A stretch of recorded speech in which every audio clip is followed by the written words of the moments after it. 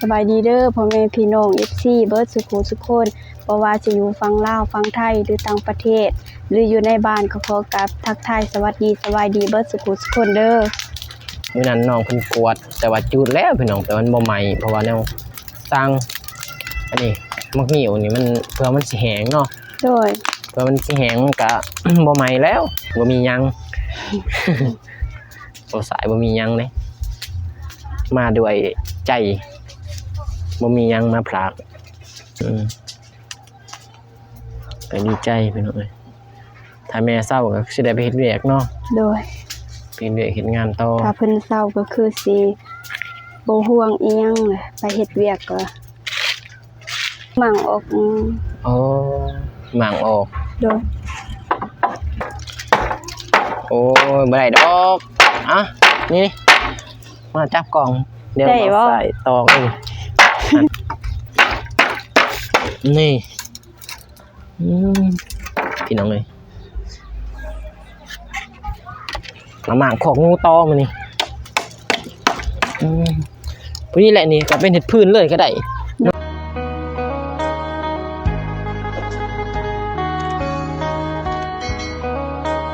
พี่น้องเปิดภาพมาวันนี้เขามาหาทางน้องบุษบาอีกครั้งพี่น้องเลยเขามาลินมาเที่ยวนี่แหละพี่น้องเลยเพราะว่าเอาสายกับย่างจากที่มาจากบ้านอันนั้น บ้านน้องพ้นพี่น้องน้องน้ำพ้นเขาไปอัปเดตทางน้องก็ไอ้ต้นสงสารน้องมื้อนี้ก็เลยคำมืดแล้วพี่น้องเขามาลินกับน้องบุษบาอีกต่ออีกพี่น้องเลยเข้ามาทางเรือนน้องเพิ่นมาอัปเดตน้องเพิ่นอีกครั้งพี่น้องเลยเมื่อวานนี้เบาสายค่ะบ่ได้อัปเดตพี่น้องเลยมืดมือเมื่อวานนี้ไปเลาะกับอ้ายเบาอนุแล้วก็เบาตูนเบาเจ็บไปพุ่นละพุ่นบ้านเกาะ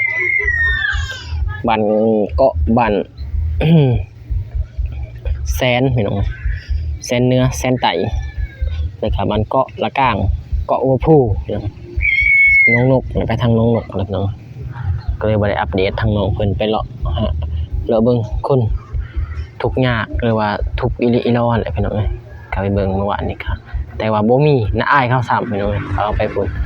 มื้อนี้ก็เลยค่ำมืดแล้วพี่น้องก็ไปอัปเดตทางตรงไว้แน่มื้อนี้ก็เลยได้เขามาหาทางน้องเพิ่นมาลิ้นพี่น้องเอ้ยมาคนเดียวมื้อนี้บ่สายมาคนเดียวเป็นโอ้ยก่อนอื่นก็กราบทักทายสวัสดีเด้อเพื่อนพี่น้องเบิดสุขคนเพิ่นบ่ว่าจะเป็นภายในหรือว่าต่างประเทศก็สบายดีพี่น้องเข้าสู่ช่องบ่สายChannelพี่น้องคือเขาคือเดิมพี่น้องเอ้ยมาลิ้นน้ำน้องเพิ่นแต่บ่มีหยังพี่น้องเอ้ยบ่สายมาลิ้นมาเที่ยวแหละบ่สายเพราะว่าบ่มีหยังติดไม้ติดมือมาพี่น้องก็บ่มีเงินมีคำพี่น้องก็มาลิ้นมาเที่ยวมาอัปเดตทางน้องเพิ่นพี่น้องไปเดี๋ยวไปหาน้องเพิ่นเลยว่าน้องเพิ่นเฮ็ดหยังโอ้พี่น้องพักตอนน้องเพิ่นอันนั้นเอาออกหญ้าก็งามไม่ได้บ่งไปเดี๋ยวไปหาทางน้องกันโอ้น้องเพิ่นมื้อนั้นกวดมื้อนี้จูดอีกโอ้สบายดีเด้อน้องสบายดีเด้อยังซาจุด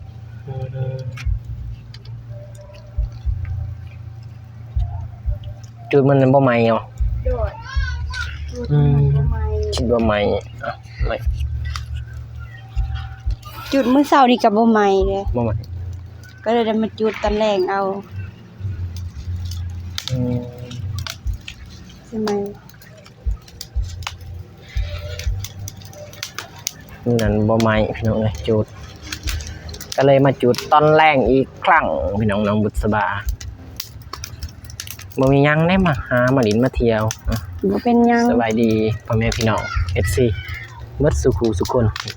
สบายดีเด้อพ่อแม่พี่น้อง FC เบิดสุขคนบ่ว่าจะอยู่ฝั่งลาวฝั่งไทยหรือต่างประเทศหรืออยู่ในบ้านก็ขอกับทักทายสวัสดีสบายดีเบิดสุขคนเด้อสบายดีเสร็จมื้อนี้ใหม่แล้ววันนี้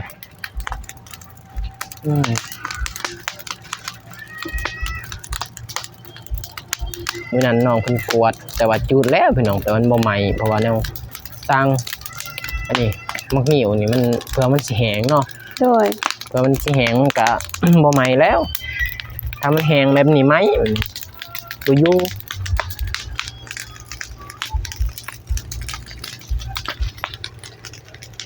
บ่แห้งบ่ไหม้ระวังเด้อมันร้อนเด้อ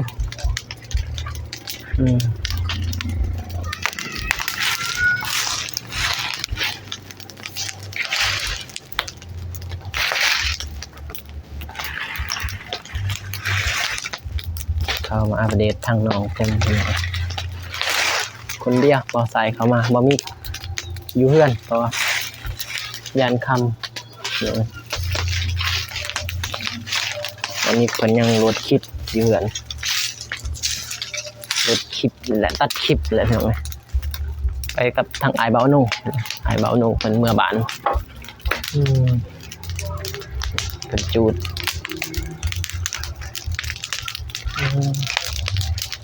อันขอกหมูบ่ฮะ โดย คือบ่เห็นหมูล่ะ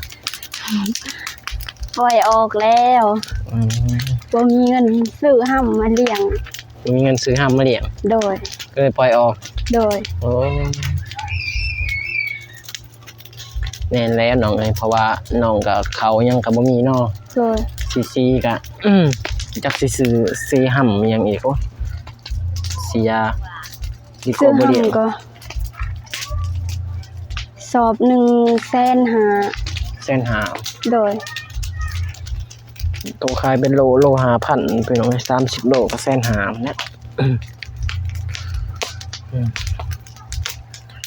อัปเดตทางน้องเพิ่นพี่น้องเอ้ยเมื่อวานนี้ก็บ่ได้อัปเดตบ่ได้เข้ามาเมื่อวานไปพูนบ้านเกาะ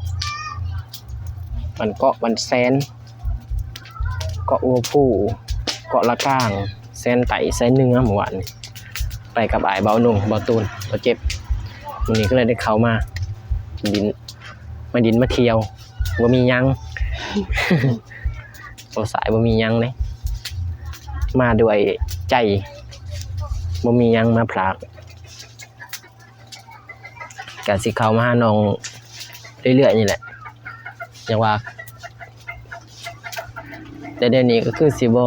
ได้ค่าเวียกแหละน้องๆเนาะ โดย น้องก็บ่ได้ไปทางใดน้องมื้อนี้ ที่แรกว่าสิไปเลยแต่พอมาคิดไปคิดมาอีกก็บ่มีคนอยู่นำแม่ก็เลยได้อยู่ต่ออีก สายกาฮู้อยู่ว่าน้องเพิ่นเบิ่งแม่เนาะแม่บ่สบายนี่แหละ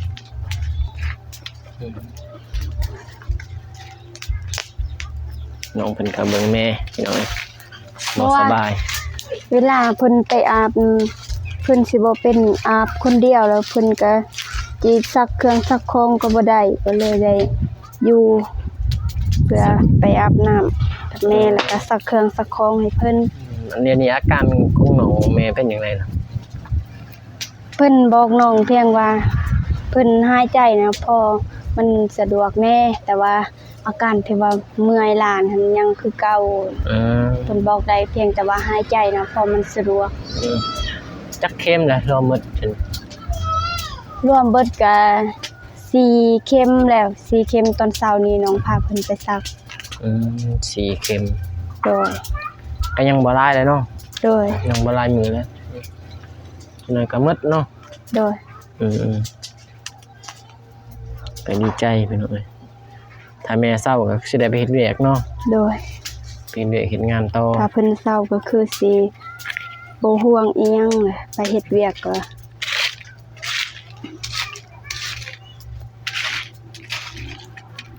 แต่ตอนนี้เพิ่นยังไข้แน่นิดนึงเนาะสิว่าเศร้าเลยก็ยังเนาะ โดย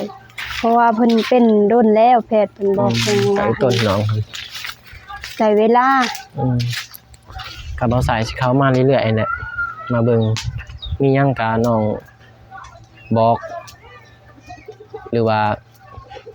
แชทหา โดย ว่าให้เบาสายไปส่งหรือว่าไปส่งแม่น้องนะ โดย ไปส่งแม่ทางน้องขับรถบ่ได้อิหยังก็บอกได้เดี๋ยวเบาสายเข้ามาคู่มือดอกเจ้าแรกก็บางทีก็เข้ามามืดมือก็มี โดย อยู่กับน้องมืดมือเพราะว่าตอนนี้เบาสายก็บ่ได้ไปทางใดล่ะเพ ราะว่าบ่มีงานแล้วก็มีแต่สิอัปเดตน้องเรื่อยๆแล้วบัดนี้กับน้องก็บ่ให้แต่ว่า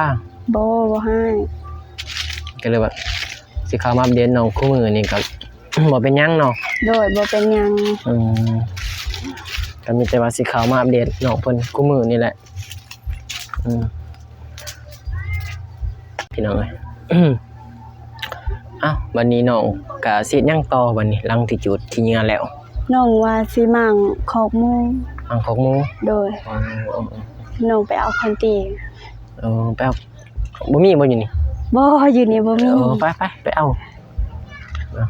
เดี๋ยวรอทาทั้งน้องเพิ่นไปเอาคอนตี้พี่น้องเอ้ยหมูนี่มีเลยพี่น้องแต่ว่าน้องเพิ่นว่าเลี้ยงบ่ได้ก็เลยว่าขายนี่บ่ขอบ โดย คือว่าเพพังเบิดแหละอุ้ย มันบ่มีคนสิแปลง บ่มีคนสิแป้ง โดน โอ้ยพี่น้องเอ้ย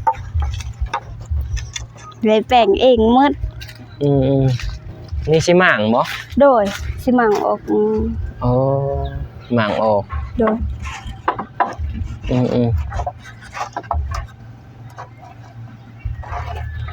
่น้องเอ้ยหม่างออกเพราะว่าหมูก็ได้ปล่อยออกอะเนาะ โดย แนวบ่มีห้ำเลี้ยงห้ำเกลือยากแล้ว ห้ำก็แพง มันแพง บ่เป็นเฮ็ดก็เลยได้ปล่อยออก อืม มีตัวเดียวปล่อยออกนะ มีตัวเดียวปล่อยออกเลย โดย บ่เกิดลูกบ่ บ่ ห่วยตอกได้อยู่บ่ คือ หึโอ้ยบ่ได้ดอกอ่ะนี่มาจับกล่องเดี๋ยวเอาใส่ตอกนี่มันบ่ออกหรอก มันบ่ออก มาเดี๋ยวใส่ตอกเองสำนีบ่ยากนี่พี่น้องเอ้ยมาหมางของงูตอมานี่พวกนี้แหละนี่ก็เป็นเห็ดพื้นเลยก็ได้ โด เนาะ ย อ้าวน้องเองบ่เห็นนี่ โดยเฮ็ดเอง ไปดังไฟเลย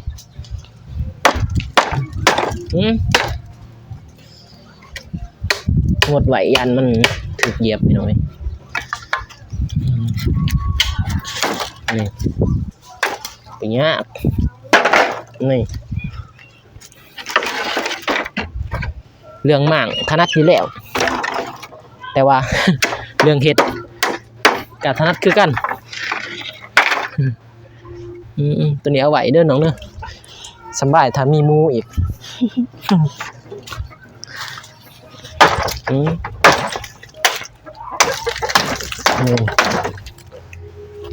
หนังขอกหมูต่อพี่น้องเอ้ย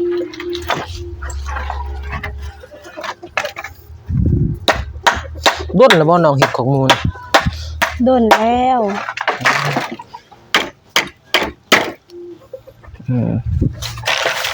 เฉพาะว่าเก่าแก่เบิดจริง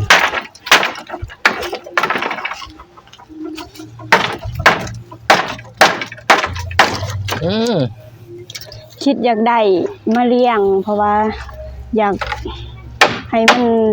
ได้ลูกพอได้ขายพอได้อันนี้บรรเทาในแต่เลี้ยงหมูกะบ่ได้ลูก ได้ถือบ่ได้กะมีแต่ตาย เลี้ยงบ่แพ้เนาะ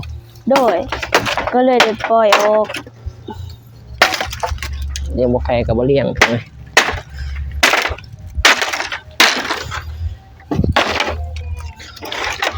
ห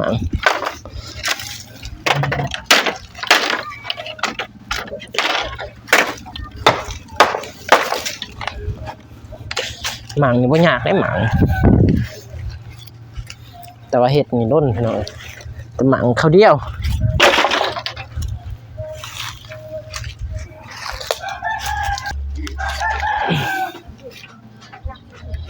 โอเคพี่น้องหมังตัวนี้เป็นเสือกบ่เป็นออก โ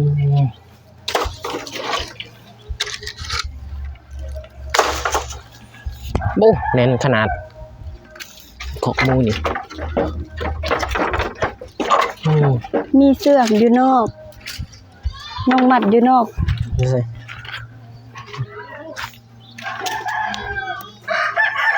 เดี๋ยวออกกันเพราะว่าบ่มีมูเลยพี่น้องเลยทางน้องเพิ่นว่าก็เลยให้เอาออกถ้ามีมูอีกก็เฮ็ดใหม่เนาะเพราะว่าอันนี้ก็มันเก่าแล้วเนาะน้องเนาะโดยเก่ามันแก่แหละ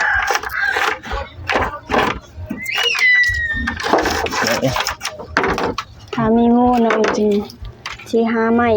มาเฮ็ดไม้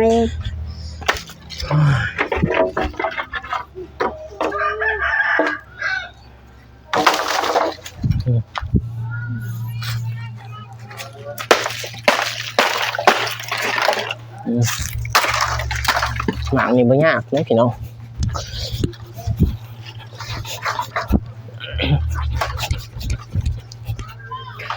โอ้ลักมันขึ้นแน่นแต่ว่า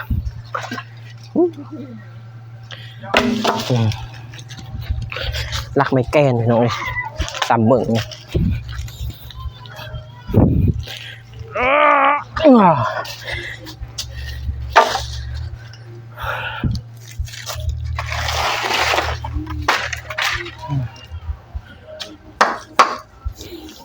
ตัวนี้แข็งขนาดพี่น้องเลยได้บ่มันสิออกบ่เพราะว่าตอนพูดนะน้องพังให้มันเลิกๆเพราะว่าอย่ามันสิออก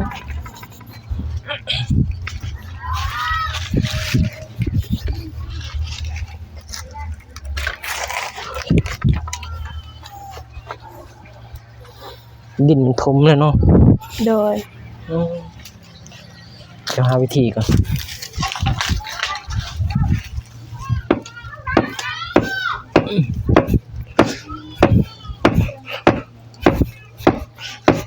หมูกับตัวหนึ่งแต่ว่าน้องปล่อยแล้วพอบ่มีห้ำเกลือก็เลยเอาใส่ได้มามั่งเมื่อยพี่น้องเอ้ย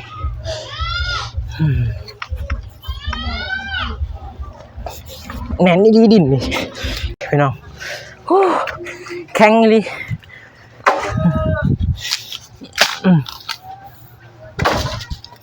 แข็งเยี่ยลุ่มนี่บ่ได้พี่น้องฮักบ่ได้แต่ว่ารักนี่เฮงบ่ได้เลยได้บ่โอ้ได้โอ้รักนี่มันโดนแล้วพี่น้องอุ้ยเรียบร้อยพี่น้องเสร็จสมบูรณ์แต่ว่าทางในรอก่อนเนาะโดยบ่เนาะย่านตัวนี้บ่ย่านตัวนี้สิลบ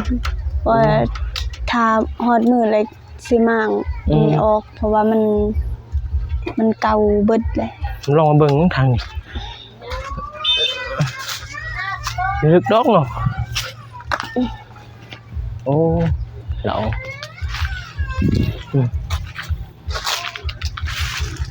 ยังตัวนี้ของไปนี่ของอ้ายเพิ่นอ้ายเพิ่นบ่ผู้สติบ่ดีโอ้พี่น้อยกะบ่อยาก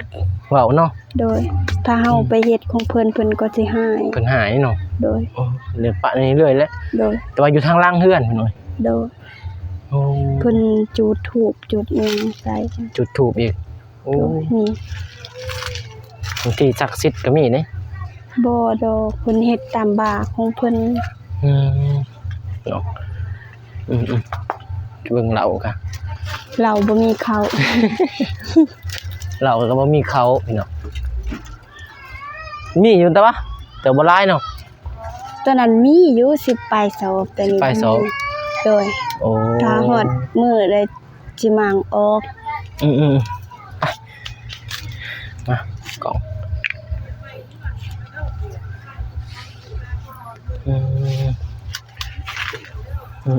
เรียบร้อยแล้วเห็ดหนังเรียบร้อยแล้วถือว่าเพิ่นให้หมังแต่ทางนอกเนาะหมังแต่ทางนอก พี่น้องเอ้ยแต่ว่านี่เอาเป็นเฮ็ดเป็นพื้นเลยเนาะ โดย เก็บไว้นี่ก่อนก็ได้เฮ็ดเป็นพื้นซั่น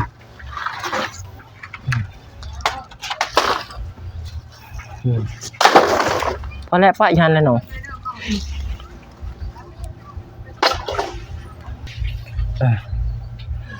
ไปเอาน้ำมาให้กิน เอาไป ปากข้าวหนึง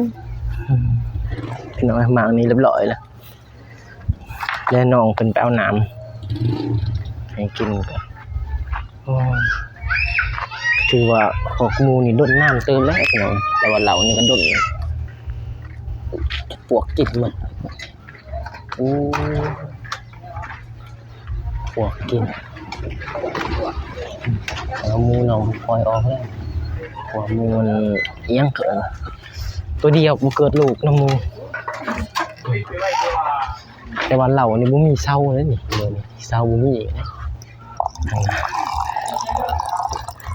จังปองจังแป้งโจรลักก็ได้นะพี่น้อง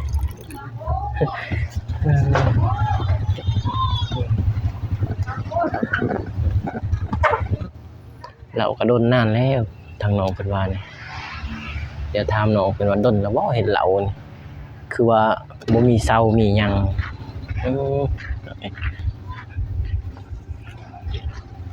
เศร้าก็บ่มีมีแต่ทางล่างมันเรือทางนานี่บ่มีเลยเบื้องนั้นก็บ่มีเบื้องนี้ก็บ่มีเศร้าเห็นบ่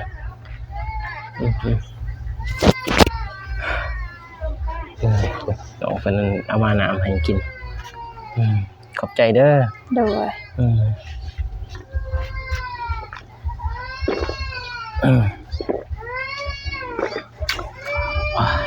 มีแห้งน้องมีกินน้ำแล้วก็